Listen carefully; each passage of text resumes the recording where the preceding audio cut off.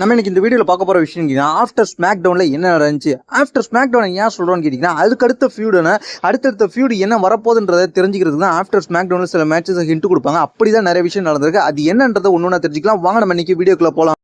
நீங்கள் நம்ம சேனலில் சப்ஸ்கிரைப் பண்ணிச்சிங்க. இதே போல் இன்ட்ரெஸ்டிங்கான ரெஸ்லிங் நியூஸை பார்க்குறோம். உங்கள் ஃப்ரெண்ட்ஸ்க்கு இந்த வீடியோ ஷேர் பண்ணிட்டு தொடர்ந்து பாருங்கள்.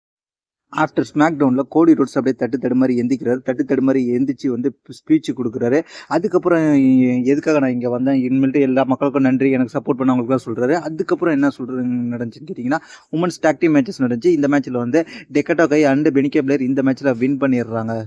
அடுத்து ஆஃப்டர் ஸ்மாக் டவுனில் என்ன நடந்துச்சுன்னு கேட்டிங்கன்னா அப்போலோ கிறிஸ்க்கும் கிரேசன் வாலருக்கும் ஒரு மேட்ச் நடக்கும். இந்த மேட்ச்சில் வந்து அப்போலோ கிறிஸ் வின் பண்ணிடுவார். அதுக்கப்புறம் ஆஃப்டர் ஸ்மாக் டவுனோட மெயின் ஈவெண்ட்டாக என்ன மேட்ச் நடந்துச்சுன்னு கேட்டிங்கன்னா ஜே ஈசோ வர்சஸ் சாட் கேபிள் இவங்க ரெண்டு பேருக்கு மேட்ச் நடக்கும். இந்த மேட்ச்க்காக சாட் கேபிள் வருவார். சாட் கேபிள் வந்த உடனே ஜே ஈசோ வருவார். ஜே ஈசோவும் சாட் கேபிளுக்கு இந்த மேட்ச் நடக்கும். இந்த மேட்ச்சில் வந்து ஜே ஈசோவும் சாட் கேபிளும் நல்லாவே பர்ஃபார்மன்ஸ் பண்ணிக்கிட்டு இருப்பாங்க. ஒரு கட்டத்தில் இந்த மேட்ச்சில் வந்து ஜே ஈசோவை தோக்கடிக்கிற நிலைமைக்கு போயிடுவார் சாட் கேபிள். இருந்தாலும் பர்ஃபார்மன்ஸ் பண்ணி ஜே ஈசோ மீண்டும் வந்து இந்த மேட்ச் ஜெயிச்சதுக்கப்புறம் என்ன நடக்கும்னு கேட்டிங்கன்னா பிளட் லைன் மீண்டு வருவாங்க. பிளட் லைனில் யார் வருவான்னு கேட்டிங்கன்னா சோலோ சிக்கா, அதுக்கப்புறம் ஜாக் எஃபெக்ட், அதுக்கப்புறம் டேமட்டவங்க எல்லாருமே வருவாங்க.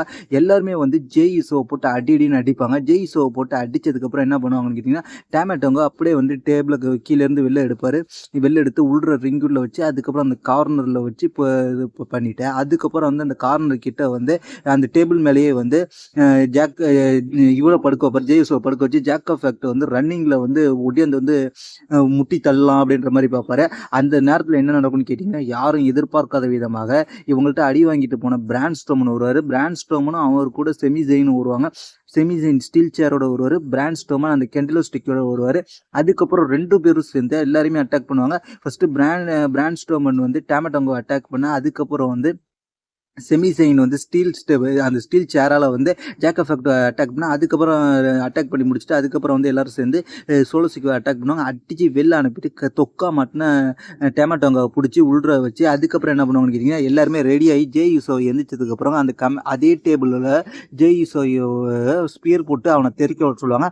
அதே மாதிரி டேமட்டோங்க எந்திக்கிறப்ப அதுக்கப்புறம் என்ன நடக்கும்னு கேட்டிங்கன்னா ஜே ஈசோ ஸ்பியர் போட சொல்லுவாங்க. ஜே ஈசோ ஈட்டுன்னு சொல்லிட்டு ஸ்பியர் போட சொல்லுவாங்க. ஜே ஈசோ ஸ்பியர் போட்டோன்னே இந்த டேபிள் உடச்சிக்கிட்டு போயிடுவாங்க.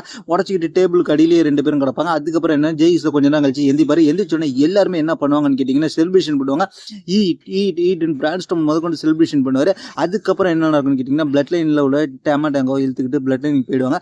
அதுக்கப்புறம் எல்லாரும் செலிப்ரேஷன் பண்ணுவாங்க. இதில் வந்து சின்ன பசங்களாம் வந்திருப்பாங்க. அந்த சின்ன பசங்களோட சேர்ந்து செலிப்ரேஷன் பண்ணுவாங்க பிராண்ட் ஸ்டோமனும் அதுக்கப்புறம் ஜே ஈசோ. இதோட ஸ்மாக் டவுன் முடிஞ்சிடும் ஆஃப்டர் ஸ்மாக். இதன் மூலமா பிராண்ட் ஸ்ட்ரோமன் பிளட் லைனுக்கு எதிராக திரும்பி இருக்கிறது இப்போ தகவல் வந்திருக்கு. இதை பற்றி உங்களோட கருத்து கீழே உள்ள கமெண்ட்ஸ் பண்ணுங்க. தேங்க்ஸ் ஃபார் வாட்சிங்.